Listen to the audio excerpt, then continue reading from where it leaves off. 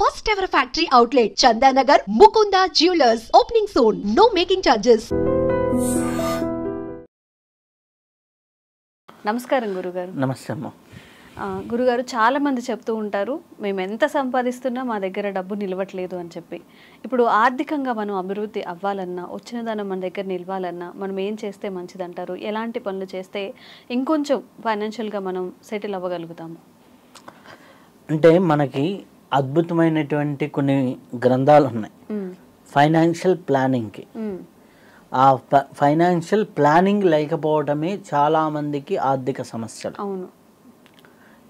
అంటే ఒకటి కర్మానుసారైన కొన్ని ఇబ్బందులు ఉన్న వాళ్ళు ఉన్నారు. వీళ్ళు 100%లో మనం చూస్తే 20-30% ఉంటారు.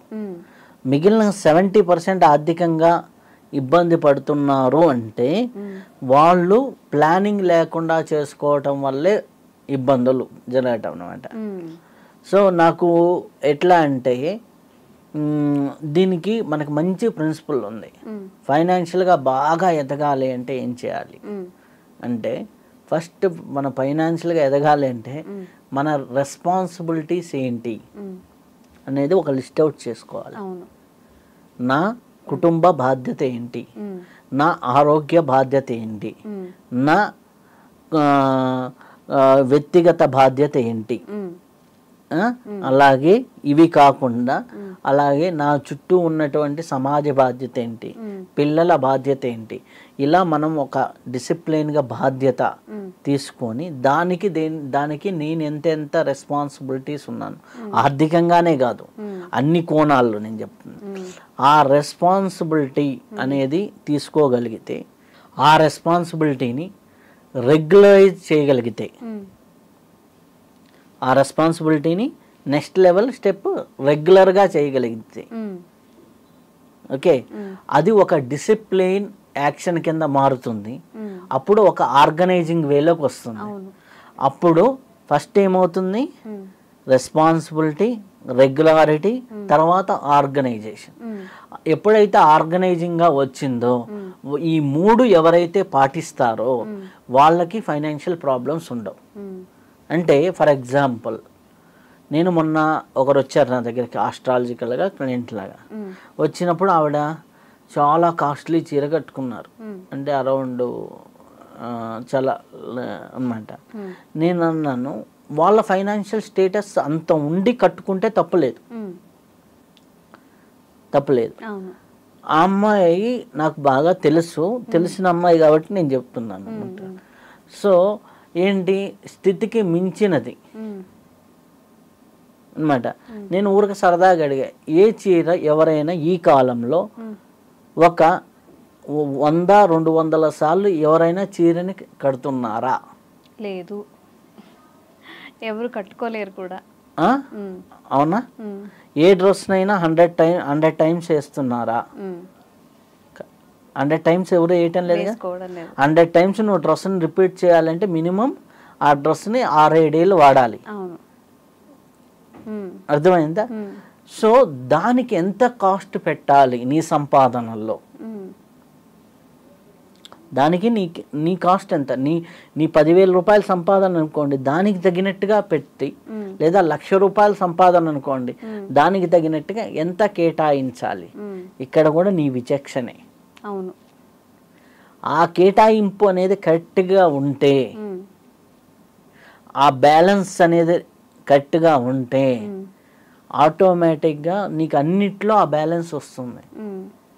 ఓకే, మొన్న నా దగ్గరకు ఒక అతను వచ్చాడు, 2 lakhs శాలరీ, 160 lakhs ఈఎంఐస్ ఉన్నాయి, 2 నెలలు జాబ్ పోయింది, విల కొట్టుకుంటున్నాడు. అంతే కదా. అర్థమైందా? అతను 1 lakh శాలరీకి ఈఎంఐలు ఉండి 1 lakh సేవింగ్ చేసుకుంటూ ఉండి ఒక 50,000 ఫ్యామిలీ ఖర్చు పెట్టుకుంటూ 50,000 పర్సనల్ సేవింగ్ ఉందనుకోండి, ఆటోమేటిక్గా అతని జీవితం ఎలా ఉంటుంది? పీస్ఫుల్గా వెళ్ళిపోతుంది. పీస్ఫుల్గా ఒక 4 నెలలు ఒక 6 నెలలు జాబ్ లేకపోయినా సేవింగ్లో అమౌంట్తో బ్యాలెన్స్ అవుతుంది. అవును. ప్రతి నెల అలా ఉండాలని లేదు కదా. మనకి కోవిడ్ లాంటి పరిస్థితులు వచ్చాయి. అప్పుడు సప్తగ్రహ కూటమి వచ్చేసి మనకి 2.5 years ఉంది. రేపు రాబోయే రోజుల్లో ఇంకా అంతకంటే పెద్దది వస్తుంది. 26th మిడిల్ నుంచి 31 వరకు చాలా దారుణమైన పరిస్థితులు ఉంటాయి. ఇట్లాంటి పరిస్థితుల్లో నువ్వు సేవింగ్ ఉన్న పర్సన్ అనుకోండి, ఇటువంటి పరిస్థితులు వచ్చినా ఏమీ కాదు. సేవింగ్సే లేని పర్సన్ అనుకోండి, ఏమవుతుంది? వాడి జీవితం విలవిల్లాడుతుంది. ఇక్కడ మనకి ఇవన్నీ ఫిజికల్ డైమెన్షన్లో కనిపించేవి.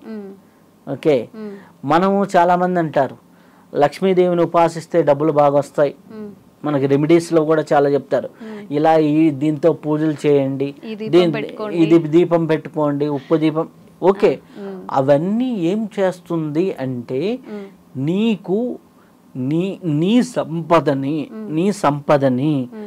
ఎలా ఖర్చు చేయాలో, ఎలా బ్యాలెన్స్ చేయాలో, ఎలా రెగ్యులైజ్ చేయాలో నేర్పించడానికి కావాల్సిన విచక్షణని బుద్ధిని ఇస్తుంది. ఓకే, నీకున్న సంపదని ఎలా బ్యాలెన్స్ చేసి రెగ్యులైజ్ చేసుకోవాలో ఇచ్చే ప్లానింగ్ని రావడానికి లక్ష్మీదేవి సహకరిస్తుంది. ఆ ఎన్విరాన్మెంట్ క్రియేట్ అవ్వడానికి కావాల్సిన ఇదిని ఇస్తుంది. ఓకే, అప్పుడు నీకేమవుతుంది? తెలియకుండానే ఆ ఫ్లోలో వెళ్ళిపోతూ ఉంటాం, సేవింగ్స్కి సేవింగ్ అవుతూ ఉంటుంది. అప్పుడు ఆ దానికోసం మన ఆరాధన, మన డివైన్ ఎనర్జీ కావాలి. ఆ డివైన్ ఎనర్జీని నువ్వు ధ్యానంలో సంపాదిస్తావా, చక్రాస్ యాక్టివేషన్లో సంపాదిస్తావా, లేకపోతే ఇంకొక పూజా విధానంలో సంపాదిస్తావా, తీర్థయాత్రలు చేసి సంపాదిస్తావా? ఎలా చేసుకో. మీకు అనాహత చక్రం, హృదయ చక్రం, మన షట్చక్రాల్లో హృదయ చక్రంలో మంచి ఎనర్జీ ఉంటే వారికి ఫైనాన్షియల్ ప్రాబ్లం అనేది ఉండదు. హృదయ చక్రం మంచిగా ఉండాలి అంటే వాడు బుద్ధి ఏముండాలి? చాలా ప్లెయిన్గా ఉండాలి. ఎవరితో మనం పోయి ఒక షాప్లో కొంటాం? ప్రశాంతంగా మాట్లాడే వ్యక్తి దగ్గరికి పోయి షాప్లో కొంటాం. మంచిగా పలకరించే వ్యక్తి దగ్గరికి పోయి వ్యాపారం. వాడు ఎక్కడి నుంచి మాట్లాడుతున్నాడు? హృదయం నుంచి మాట్లాడుతున్నాడు. అవునా?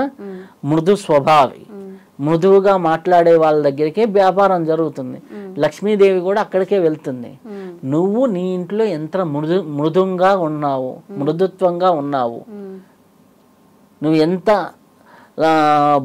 ఉన్నావు, నీ ఇంట్లో లక్ష్మీదేవి స్వరూపమైనటువంటి తత్వాలకి విలువనివ్వకుండా నువ్వు జీవన విధానం ఉండి నాకు లక్ష్మీదేవి కావాలంటే, ఒకరు వచ్చారు ఇంటికి, మంచినీళ్ళు ఇవ్వాలి, నువ్వు కూర్చొని పట్టించుకోలేదనుకోండి, ఏమవుతుంది? వాడు దప్పికతో వెళ్ళిపోయాడు బయటికి అనుకోండి, అక్కడ వాటర్ అనే ఎలిమెంట్ వీక్ అయింది. లక్ష్మీదేవి వనరుల్లో వాటర్ అనేది ఒకటి. నువ్వు మంచినీళ్ళు తాగేటప్పుడు దాన్ని ప్రేయర్ చేసుకొని హ్యాపీగా నాకు ఆర్థిక వృద్ధిని పెంచు, నాకు మానసిక ప్రశాంత పెంచు అని వాటర్ని పట్టుకొని ప్రేయర్ చేసుకొని కానీ తాగితే నీ బాడీని హీల్ చేసే తత్వం దాంట్లో ఉంది. అదే దాన్ని తిడుతూ తాగామనుకోండి, ఎంబడి ఇరిటేషన్ తెచ్చే తత్వం కూడా వాటర్కు ఉంది. వాటరు ఎనర్జీని క్యారీ చేస్తుంది. అందుకని దేవుడి దగ్గరగా పెట్టినటువంటి వాటర్లో ఆ వైబ్రేషన్స్ లాక్కుంటుంది కాబట్టి ఆ వాటర్ని తీర్థంగా మనకు ఆలయాల్లో ఇస్తారు. దైవత్వ వైబ్రేషన్స్ని బాగా తీసుకుంటుంది కాబట్టి తీర్థంగా ఇస్తారు. ఎప్పుడైతే ఫైనాన్షియల్ డిసిప్లిన్ లేకపోతే, ఎప్పుడైతే నువ్వు నిత్య జీవితంలో ఒక ఆర్గనైజింగ్ లేకపోతే లక్ష్మీదేవి తత్వం అనేది నీ ఇంట్లోకి ఉండదు. లక్ష్మీదేవి తత్వం అనేది లేకపోతే నువ్వు ఎన్ని లక్ష్మీ పూజలు చేసినా, ఎన్ని యజ్ఞాలు చేసినా, ఎన్ని కుబేర హోమాలు చేసినా, ఎన్ని కుబేర దీపాలు, ఆకాశ దీపాలను వెలిగించినా, ఉప్పు దీపాలను పెట్టినా, బంగారు పూలతో లక్ష్మీదేవికి పూజ చేసినా ప్రయోజనం లేదు. కాబట్టి నీలో ఆ తత్వాన్ని నింపుకొని ఆ తత్వంతో నువ్వు జీవిస్తున్నప్పుడు ఆటోమేటిక్గా వాళ్ళని చూడంగానే మనకిస్తుంది. చూడంగానే అమ్మాయిని చూడరా లక్ష్మీదేవి లాగా ఉంది, ఆ ఇంట్లో లక్ష్మీదేవి ఖచ్చితంగా వస్తుంది. ఇంట్లో క్లీన్గా లేకుండా, నీట్నెస్గా లేకుండా ఎలా పడితే అలా ఉంటే ఆ ఇంట్లోకి లక్ష్మీదేవి ఎలా వస్తుంది? లక్ష్మీదేవి అడుగు పెట్టడానికి వీలుగా మన ఇల్లు, మన వాతావరణము, మన మనస్సు, మన పరిసరాలు అంత శుచిగా, అంత వైబ్రేటెంట్గా మనం జీవిస్తూ ఉంటే ఆటోమేటిక్గా ఆ ఇంట్లో ఎప్పుడూ లక్ష్మీ ఉంటుంది, అమ్మవారు ఉంటారు. ఎప్పుడైతే నువ్వు తిట్టుకుంటూ కొట్టుకుంటూ ఉన్న ఇళ్లల్లో, ఏడ్చే ఇళ్లల్లో, ఆడపిల్లల్ని ఏడ్పించే ఇళ్లల్లో లక్ష్మీదేవి ఉండమంటే ఎక్కడ ఉంటుంది?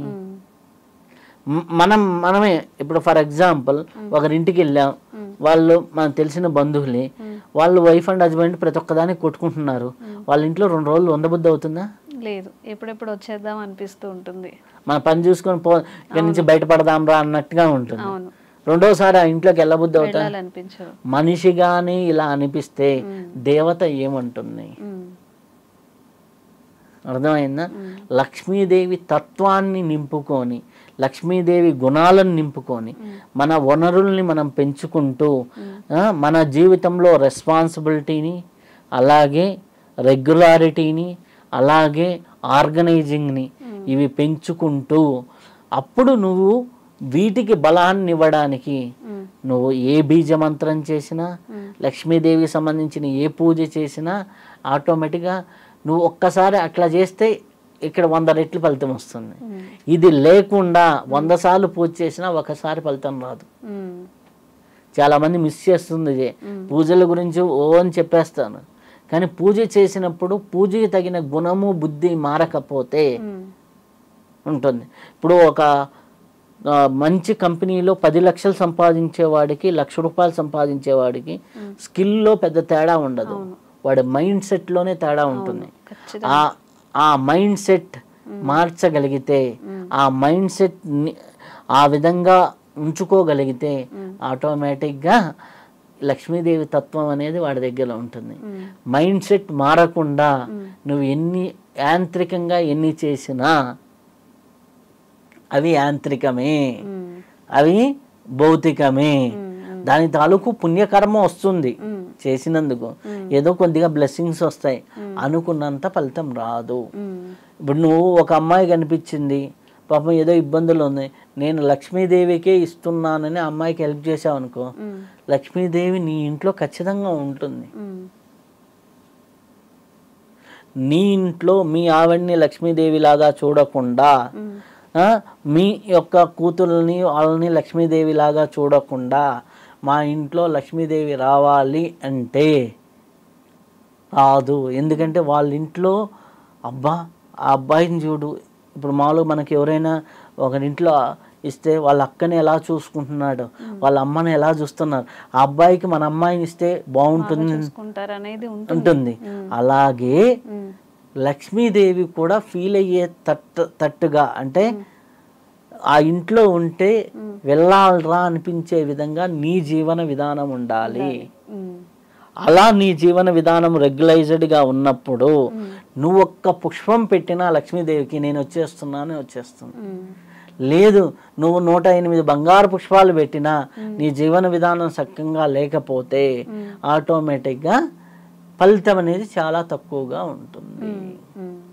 ఇది తెలుసుకొని లక్ష్మీదేవి తత్వాన్ని అర్థం చేసుకొని, లక్ష్మీదేవి యొక్క ఇదిని అర్థం చేసుకుంటే నీ జీవితంలో ప్రతి వనరు లక్ష్మి, మనం పీల్చే గాలి లక్ష్మిని, మనం నడిచే ఈ భూమి లక్ష్మిని, మనము చూసే ప్రతి ప్రకృతి లక్ష్మిని, ప్రతి వనరు లక్ష్మిని, మనకు కలిగే ప్రతి ఆనందము లక్ష్మిని, అదన్నిటినీ నేను లక్ష్మీతత్వాన్ని నిరంతరం ప్రతి క్షణం అనుభవిస్తున్నాను అన్నప్పుడు ఇంత మించిన లక్ష్మీ ఆరాధన లేదు. ఆ ఆరాధనతో జీవిస్తూ ఉంటే వాడికి ఎప్పుడు లక్ష్మీదేవితో కొరవ ఉండదు. గురుగారు లలితా పారాయణం చేస్తూ ఉంటారు, అలాగే గాయత్రి మంత్రం పఠిస్తే మంచిది అంటూ ఉంటారు. చాలా మందికి ఉన్న సందేహం ఏంటంటే అసలు ఆడవాళ్ళు గాయత్రి మంత్రం చదవచ్చా?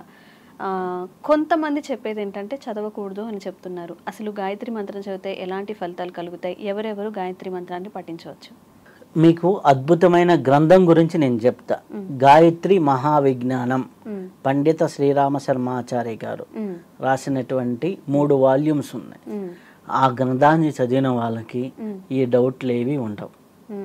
ఓకే, ఎందుకు అంటే గాయత్రి అనేది మగవాళ్ళకే కాదు, మీకు నార్త్ ఇండియా సైడ్ వెళ్తే మన జంజాలు వేసుకుంటారు కదా బ్రాహ్మిన్స్, వీళ్ళు ఆడవాళ్ళకు కూడా జంజాలు ఉంటాయి తెలుసా? మనకు సౌత్ ఇండియాలో ఉండవు, నార్త్ ఇండియాలో ఉంటాయి. ఎందుకు ఉండవు అంటే దీంట్లో చరిత్రలో చాలా పెద్ద స్టోరీ ఉంది. మనకి ఇటుపక్క అంతా కూడా ఈ రాష్ట్రాల్లో ముస్లిం పాలన ఎప్పుడైతే వచ్చిందో, ఢిల్లీ ఈ కింది భాగంలోకి వచ్చినప్పుడు, ఆ ముస్లిం పాలన వచ్చినప్పుడు జంజాలు వేసుకునే వాళ్ళందరికీ శిస్తు కట్టాలి అనేది వచ్చేది.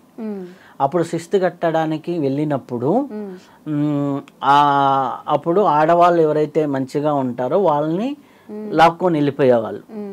ఓకే, సో జంజం వేసుకుంటే ఇంత ప్రాబ్లమా అని ఎక్కడైతే ఇబ్బంది ఉంది అనే ప్రాంతం అప్పుడు జంజాలు తీసేశారు.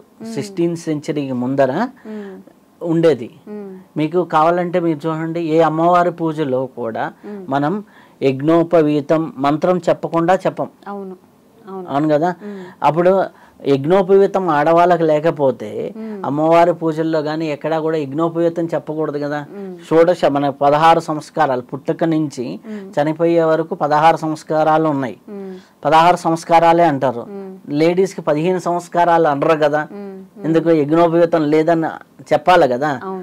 16 చెప్తారు సంస్కారాలు. ఎందుకు అంటే కాలగర్భంలో అది అప్పుడున్న కాలమాన పరిస్థితుల వల్ల తీసేశారు. కానీ నార్త్ ఇండియాలో చాలా ప్రదేశాల్లో యజ్ఞోపవీతం ఉంది, గాయత్రి ఉపదేశం ఉంది ఆడవాళ్ళకి కూడా. జంజం వేస్తారు. కానీ మన సౌత్ సైడ్ అయితే అది లేదు. కాకపోతే స్త్రీలు అన్నప్పుడు మనకి గార్గి దగ్గర నుంచి కానీ సావిత్రి అమ్మ అంటే సతీ సావిత్రి గారి నుంచి ఎంతో మంది మహాసాధ్వీమణులు గాయత్రి ఉపాసన చేసిన వాళ్ళే. ఓకే, గాయత్రి స్త్రీతత్వమే. కాకపోతే ఏంటంటే గాయత్రి విశ్వశక్తిని ఈజీగా అబ్జర్వ్ చేసుకుంటుంది. ఆ విశ్వశక్తి వచ్చినప్పుడు వీళ్ళు హ్యాండిల్ చేసే సామర్థ్యం కూడా ఉండాలి. అంటే హ్యాండిల్ చేసే సామర్థ్యం అంటే నీకు పవర్లో మనకి హీటర్ పెట్టాం, వాటర్లో పెట్టాం, అది ఎట్లా పోయి ఎట్లా పట్టుకుంటే షాక్ కొడుతుంది. ఇలా షాక్ కొడుతుంది అని తెలిసినప్పుడు తెలిసి తెలియక ఎందుకు చేస్తారా అనేసి ముఖ్యంగా ఆడవాళ్ళని గాయత్రి చేయొద్దు అని కొంత ప్రచారం అయితే జరిగింది. అది తర్వాత మూఢ విశ్వాసంగా మారిపోయింది. ఎలా చేయాలో ఎడ్యుకేట్ చేయాల్సిందే పోయి అసలు చేయకూడదు అనేది వచ్చేసింది. అయితే ఎందుకు అంటే గాయత్రి మంత్రం అనేది ఊర్ధ్వరేతస్సు ప్రక్రియ. ఊర్ధ్వరేతస్సు అంటే మన శరీరంలో ఉన్నటువంటి ఎనర్జీస్ని బ్రెయిన్కి తీసుకెళ్లేటటువంటి ప్రక్రియ. స్త్రీలలో వచ్చేటటువంటి ఈ నెలసరి ఈ ప్రాబ్లమ్స్ అన్నీ కూడా అధోరేతస్సు ప్రక్రియ. ఈ అధోరేతస్ ఎప్పుడైతే కిందకి ఉంటుందో అప్పుడు అట్లాంటి సమయాల్లో చేసినప్పుడు ఆటోమేటిక్ కొద్దిగా డిస్టర్బెన్సెస్ క్రియేట్ అయ్యేదానికి అవకాశం ఉంది, ఎనర్జీస్. దానివల్ల ఎక్కువ సఫర్ అయ్యేదానికి ఆస్కారం ఉంది. కాబట్టి గాయత్రిని చెయ్యొద్దు అనేది ఇది. అంటే కొన్నిసార్లు చేయొద్దు అనే కన్ఫ్యూజన్ ఎందుకు, ఆడవాళ్ళు చేయకండి అనేది పెద్దవాళ్ళు చెప్పుకుంటూ వచ్చారు. కానీ గాయత్రి చేయటం వల్ల ఏంటంటే సూర్యునితో కనెక్టివిటీ వస్తుంది.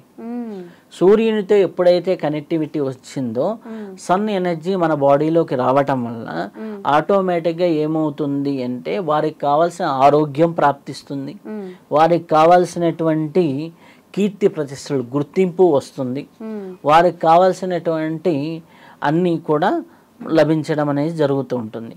24 అక్షరాల గాయత్రి మంత్రంలో 24 అక్షరాలు ఎవరైతే చేస్తారో వారికి చాలా అద్భుతమైన ఫలితాలు ఉన్నాయి. అలాగే ఆ 24 అక్షరాలు పెద్ద పెద్ద యోగులు దాన్ని 32 అక్షరాలుగా చేస్తారు. అలాగే నవార్ణవ గాయత్రి అని ఉంది. అలాగే గాయత్రి మంత్రానికి ఆవుతులు కలుపుకుంటే సావిత్రి మంత్రంగా ఉంది. ఓకే, గాయత్రిని ఎన్నో రకాలుగా ఉపయోగించవచ్చు. ఓకే, చాలా మందికి ఇది తెలియదు. కానీ ఆ గాయత్రి శక్తిని వాడుకోవడం మటుకు చాలా మంచిది. గాయత్రి శక్తి వాడటం వల్ల సూర్యశక్తి మనిషి శరీరంలోకి ప్రవేశించడం వల్ల జరిగే ప్రయోజనం ఏంటి అంటే వారి బుద్ధి పెరుగుతుంది.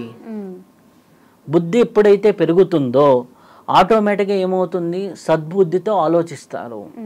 సద్బుద్ధితో ఆలోచించినప్పుడు వారికి ఏమవుతుంది, విచక్షణ వివేకము అనేది ఎక్కువగా ఉంటాయి.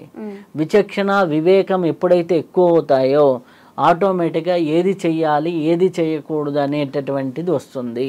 ఇప్పుడు ఫర్ ఎగ్జాంపుల్ ఒక స్కూల్ దగ్గరికి వెళ్ళారు, ఎవరో బాగా అందరూ కలిశారు, ఫ్రెండ్స్ అందరూ 10th క్లాస్ ఇంటర్మీడియట్ సిగరెట్ తాగుదాం అన్నారు. వీడు బుద్ధి ఏమనాలి? వద్దు అని చెప్పాలి. మనసు ఏమంటుంది? ఎలా ఉంటుందో అంటుంది. మనస్సు ఎలా ఉంటుందో అని టెంప్ట్ చేస్తుంటుంది, బుద్ధి వద్దంటుంది. దేనికి ఎనర్జీ ఎక్కువ ఉంటే అది పనిచేస్తుంది. అందుకనే చిన్నప్పటి నుంచి వాళ్ళకి సాధన చేస్తూ ఉంటే ఈ బుద్ధి అనేది పెరుగుతూ ఉంటుంది. ఎంత బుద్ధి పెరుగుతూ ఉంటే వాళ్ళకి ఈ లోభత్వంలోకి పడరు, ఎటువంటి చెడు అలవాట్లోకి పడరు, ఎటువంటి తత్వంలోకి పడరు. ప్రాక్టికల్గా నా జీవితంలో జరిగినటువంటి ఒక సంఘటన ఇది దాదాపులో వచ్చేసి 2014 or 13 ఆ ఇయర్లో జరిగింది. ఒక అమ్మాయి నా అన్నమాట, వాళ్ళ టీం లీడర్ అమ్మాయిని లిటరల్గా చాలా టార్చర్గానే ఇబ్బంది పెడుతూ ఉన్నారు. జరిగేదే కదా బయట సంఘటనలు. అయితే నన్ను వచ్చి అడిగింది. నన్ను వచ్చి అడిగితే నాకు బాగా తెలుసు అనమాట. తెలుసు అయితే నేను ఉండేసి గాయత్రి చేసుకో అన్నా. నేను ఏదో హెల్ప్ చేస్తాను, ఏదో మాట్లాడతాను అని అనుకుంది. నేను గాయత్రి చేసుకో అనేసరికి తను ఏమైపోయింది, ఉన్నట్టుండి షాక్ అయిపోయింది. షాక్ అయిపోయి నేను చేయను అది ఇది అని వెళ్ళిపోయింది. తర్వాత ఎప్పుడో వారం రోజులకి నువ్వు చెప్పినావు కదా, ఎట్లో చేస్తాను. నేను రోజుకి 1000 సార్లు, అమ్మాయికి ఉన్న ప్రాబ్లం ప్రకారం రోజుకు 1000 సార్లు, అమ్మాయికి కొద్దిగా అలవాటు ఉంది, రోజుకి 1000 సార్లు చేయమని చెప్పాను. సహస్ర గాయత్రి చేయమని. సహస్ర గాయత్రి చేయటం మొదలుపెట్టిన తర్వాత ఫస్ట్ 3 డేస్కి ఆ అబ్బాయి రోజు ఎట్లా అంటే తను ఎవరైతే టీం లీడర్ ఉన్నారో ఈ పని చేయలేదేంది ఆ పని చేయలేదేంది కావాలని అందరి ముందర తిట్టడం. ఈ 3 డేస్కి అది అయిపోయింది. నెక్స్ట్ 3 డేస్ చేసిన తర్వాత 6th డేకి ఏమైపోయింది అంటే అసలుకి ఈ అమ్మాయి ఒకటి ఉంది అనేది పట్టించుకోవటంలా. 9th డే ఎప్పుడైతే ఈ అమ్మాయి 9 రోజులు నేను చేయమని చెప్పాను, 9 రోజులు చేసిన తర్వాత 9th డే ఎవరైతే ఉన్నారో అతనే వచ్చి ఏమన్నారు అంటే గత 3 రోజుల నుంచి నీ ఫేస్ గమనిస్తున్నా, మా అమ్మ కనిపిస్తుంది నీ ఫేస్లో అన్నారు. అంటే ఈమె ఎవరిని ప్రే చేసింది? Universal mother. ఆ మదర్లీ ఎనర్జీ ఈమెలోకి వచ్చేసింది. ఇప్పుడు రోడ్డు మీద నువ్వు వెళ్తున్నావు, మా అక్కలాగా ఉందిరా అని భావన కలిగింది అనుకోండి, నీకు సేఫే కదా. మనం నా అమ్మలాగా ఉందిరా అని భావన కలిగితే సేఫే కదా. ఓకే. ఆ అబ్బాయి ఆ తర్వాత ఎవరైతే ఇబ్బంది పెట్టారో ఈ అమ్మాయి ఒకరు అదే కంపెనీలో ఇష్టపడితే వాళ్ళిద్దరు ఇంటికి వెళ్ళి మాట్లాడి పెళ్ళి చేసి ఇప్పుడు వాళ్ళని ఆస్ట్రేలియాలో అదే కంపెనీలో పంపించారు. ఇప్పుడు ఆస్ట్రేలియాలో ఉంటున్నారు వాళ్ళు. ఓకే. పెళ్ళి 6 సంవత్సరాలు 5 సంవత్సరాలు అయింది అమ్మాయికి. ఇదే నేను అరౌండ్ 10 years బ్యాక్ ఎక్స్పీరియన్స్.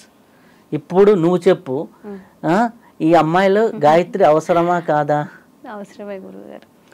ఎలా చేస్తే ఇది అవసరము అంటే కొన్ని నియమాలు పాటిస్తూ వాళ్ళకి మంత్లీ ఇబ్బందులు ఉన్నప్పుడు చేయకుండా గాయత్రి పారాయణ సిన్సియర్గా చేసుకుంటే వాళ్ళకి ఆ డివైన్ మదర్ ఎనర్జీ వస్తుంది. డివైన్ మదర్ ఎనర్జీ ఎప్పుడైతే వస్తుందో వాళ్ళకే విచక్షణ పెరుగుతుంది. ఎలాంటి డ్రెస్ వేసుకోవాలనో, ఎలాంటి ఉండాలనో, ఎలాంటి అపీరెన్స్ ఉండాలనో వాళ్ళకి బుద్ధి విచక్షణ వివేకాన్ని పెంచగలిగితే ఆటోమేటిక్గా అద్భుతమైనటువంటి ఫలితాలు, అద్భుతమైనటువంటి ఇది క్రియేట్ అవుతుంది. లేదు అంటే మనస్సు చెప్పినట్టు మనసు మాయలో కొట్టుకొని పోతారు. మనసు మాయలో ప్రపంచం కొట్టుకుపోతుంది. విచక్షణ అనేది మనకు ఉంటే ఒరే బాబు దాంట్లోకి వెళ్తే మనం నష్టపోతాం. అంటే గురుగారు అందరూ మీ దాకా వచ్చి సమస్య చెప్పుకోలేకపోవచ్చు. అంటే వాళ్ళకి పర్సనల్ లైఫ్లో ఏవైనా ఉండొచ్చు.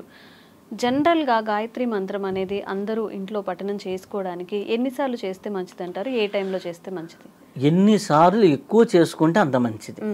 చాలామంది అంటారు 3 సార్లు చేస్తున్నాం, లేకపోతే 24 సార్లు చేస్తున్నాం. 24 సార్లు చేస్తే మంచిదే.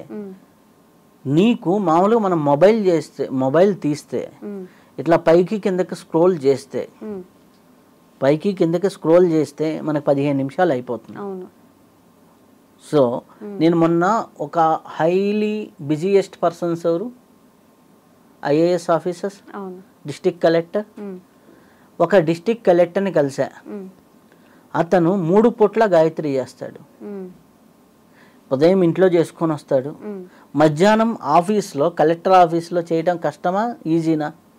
మన వెసులుబాటుని బట్టి మనం టైం అంటే మామూలు కలెక్టర్ ఆఫీస్లో ఇబ్బందిగానే ఉంటుంది కదా, అందరూ కలుస్తూ ఉంటారు కాబట్టి. ఆయన లంచ్ బ్రేక్లో ½ అన్ అవర్ తీసుకుంటే పావు గంట గాయత్రి జపం చేసి పావు గంట అన్నం తినేసి వస్తాడు. నైట్ ఇంటికి వెళ్ళి చేసుకుంటాడు. సో ఇక్కడ ఎవరికి సాధ్యం కాదు. మన మొబైల్లో ఓ మెసేజ్లు చూసినంతసేపు 5 నిమిషాల్లో 108 చేయొచ్చు, 6 నిమిషాల్లో. 3 మాలలు గాయత్రి చేయాలంటే 15 మినిట్స్, కనీసం 3 మాలలు అంటే 3 మాలలు అంటే 3 108. ఒక 1 అవర్ కేటాయిస్తే సహస్రం. ఒక 1 అవర్ రోజు గాయత్రి ఒక 41 డేస్ కానీ, లేదా 108 డేస్ కానీ, లేదా ఇంకా పండిత శ్రీరామ శర్మాచార్య గారు చెప్పిన లక్ష్యం బాతిక అంటే 1,25,000 గాయత్రి గాని చేసి ఒక పని కాలేదు, అది ఇల్లు కట్టుకోవటమా లేకపోతే ఇంకోట 1,25,000 గాయత్రి గాని చేయగలిగితే వాళ్ళకి ఏ ప్రాబ్లం ఉన్నా కానీ వెళ్ళిపోతుంది.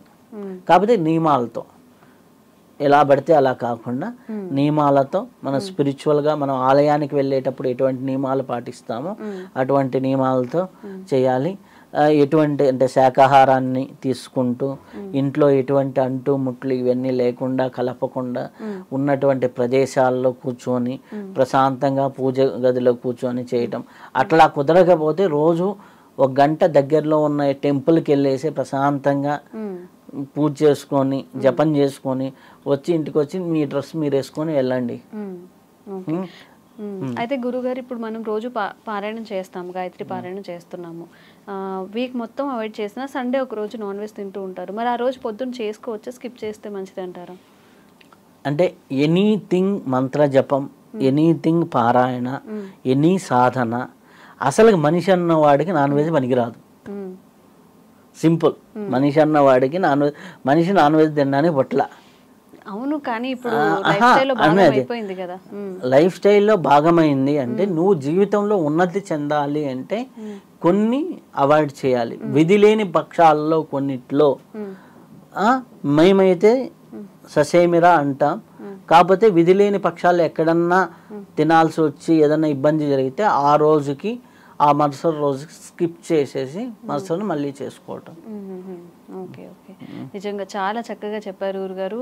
ఈ వీడియో చూసిన వాళ్ళకి ఒక క్లారిటీ అయితే వస్తుంది, అంటే గాయత్రి మంత్రం ఎప్పుడు చేసుకోవచ్చు, చేసుకోవడం వల్ల లాభాలు ఏంటి, ఎన్నిసార్లు చేసుకోవచ్చు అని. సంతోషం గురుగారు, ధన్యవాదాలు.